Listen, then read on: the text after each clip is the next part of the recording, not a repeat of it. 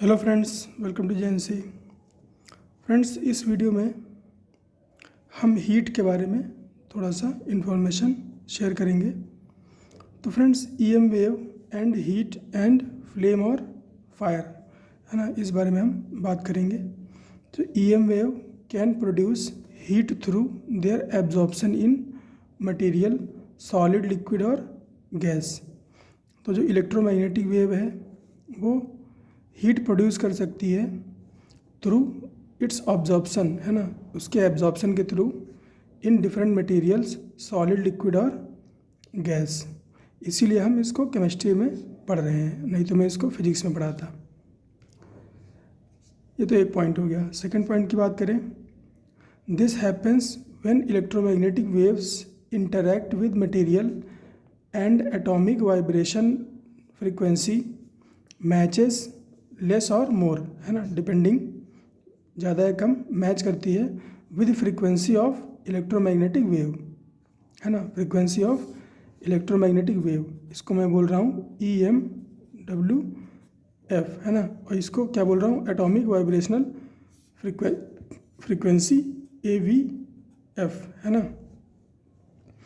With this corresponding interaction resonance, है ना, इस इंटरेक्शन के corresponding resonance will take place और इसके एक्सटेंट ऑफ रेजोनेंस, है ना, will proportional to correlation of EMWF and AVF, है ना। जो रेजोनेंस होगा वो किसके प्रोपोर्शनल होगा, कोरिलेशन के, EMWF और AVF के।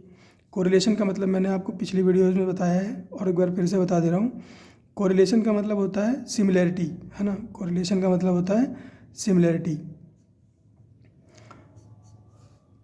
तो इसी कॉरेस्पॉन्डिंग इंटरेक्शन के हिसाब से रेजोनेंस होगा और कितना होगा, प्रोपोर्शनल टू सिमिलैरिटी या फिर कोरिलेशन ऑफ EMWF और AVF। फोर्थ पॉइंट है, and because of this some heat will be produce. Resonance होगा तो एनर्जी प्रोड्यूस होगी, मैटर टू एनर्जी कन्वर्जन होगा, विल प्रोड्यूस सम एनर्जी। अब फ्रेंड्स, यहाँ पे हीट क्या है ना, यहाँ पे जो एनर्जी प्रोड्यूस होगी या फिर जो मैं कह रहा हूँ कि हीट प्रोड्यूस होगी, उसका क्या चक्कर है। तो हीट जो होती है वो क्या होती है, 1 कैलोरी 4 जूल के बराबर होती है ना। तो हीट को हम कैलोरी में ही रखते हैं क्योंकि कैलोरीफिक वैल्यू हमें फ्यूल की कैलकुलेट करनी होती है। तो हीट को हम कैलोरी में लेकर चलते हैं और एनर्जी हमने पढ़ा है जूल में, तो इसीलिए मैंने 1 कैलोरी इक्वल टू 4 जूल का रिलेशन यहाँ पे लिख दिया है। तो हीट है क्या, हीट एनर्जी ही है। हीट भी एक तरह की एनर्जी है, बस हीट तब हम एनर्जी को कहते हैं जब उसकी डेंसिटी जो है वो हाई हो, है ना, हाई एनर्जी डेंसिटी हो और पर्टिकुलर टाइप ऑफ सिचुएशन हो। वहाँ पे पर्टिकुलर टाइप ऑफ सिचुएशन अभी हम फर्दर डिस्कस करेंगे।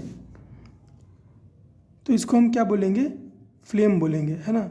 इस टाइप की एनर्जी की डेंसिटी जहाँ पर है उस जगह को हम क्या बोलेंगे, फ्लेम बोलेंगे।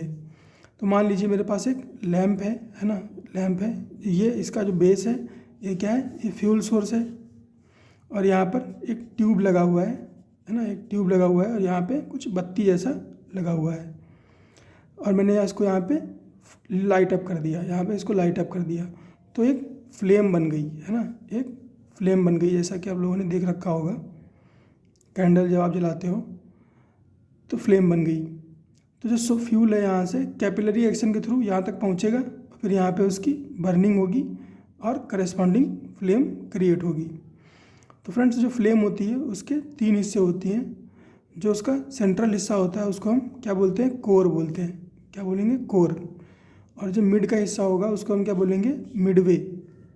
और जो टॉप नॉच होगा उसको हम क्या बोलेंगे, एक्मे, है ना। एक्मे का मतलब होता है चोटी। तो यहाँ पर क्या हो रही है, कैपिलरी एक्शन हो रही है और बाकी की जो पूरी फ्लेम है वहाँ पर क्या हो रहा है, vaporisation and burning of fuel, है ना, vaporisation and burning of fuel in presence of air, है ना। यहाँ पे एयर है ना, जिसमें वेपराइज्ड फ्यूल है और इलेक्ट्रोमैग्नेटिक रेज जो है यहाँ पे रेजोनेंस करवा रही है। अब ये इलेक्ट्रोमैग्नेटिक रेज कहाँ से आ रही हैं उसके बारे में भी हम बात करेंगे।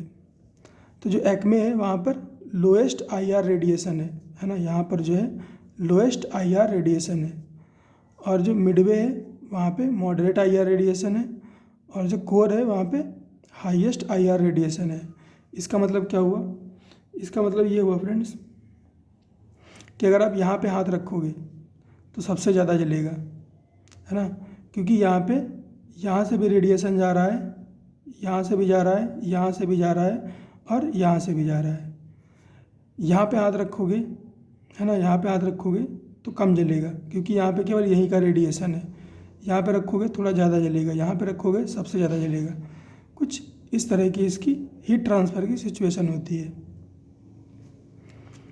अब ये हो कैसे रहा है, तो फ्रेंड्स इसके लिए आपको थोड़ा सा ग्रेविटी थ्योरी के बारे में पता होना चाहिए, है ना। ग्रेविटी, क्योंकि आपको पता है कि कभी भी आप आग जलाओगे, है ना, तो जो उसकी जो फ्लेम है वो हमेशा ऊपर की तरफ जाती है ना। फ्लेम जो है हमेशा ऊपर की तरफ जाती है, और कोई चीज़ ऊपर की तरफ तभी जा सकती है ना, जब ग्रेविटी उसको अलाउ करे, है ना, जब ग्रेविटी उसको अलाउ करे। ग्रेविटी की डायरेक्शन कैसी है, नीचे की तरफ है।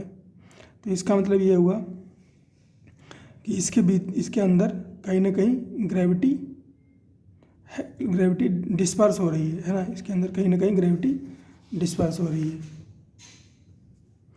तो मैं अभी तो खैर ग्रेविटेशनल थ्योरी में नहीं जा रहा हूँ ज़्यादा, लेकिन फर्दर जब मैं फिजिक्स के वीडियो बनाऊँगा तो ग्रेविटेशनल थ्योरी के बारे में अच्छे से डिस्कस करेंगे। तो कंक्लूड करें अगर इसको, तो flame is oblique are resonating air, है ना, जो फ्लेम है वो क्या है, रेजोनेटिंग एयर मॉलिक्यूल्स हैं। When gravity is spread apart, that is why it rises upward, है ना। ग्रेविटी क्या यहाँ पे हो रही है, स्प्रेड अपार्ट हो गई है, इसी वजह से ये ऊपर की तरफ फ्लेम जा रही है।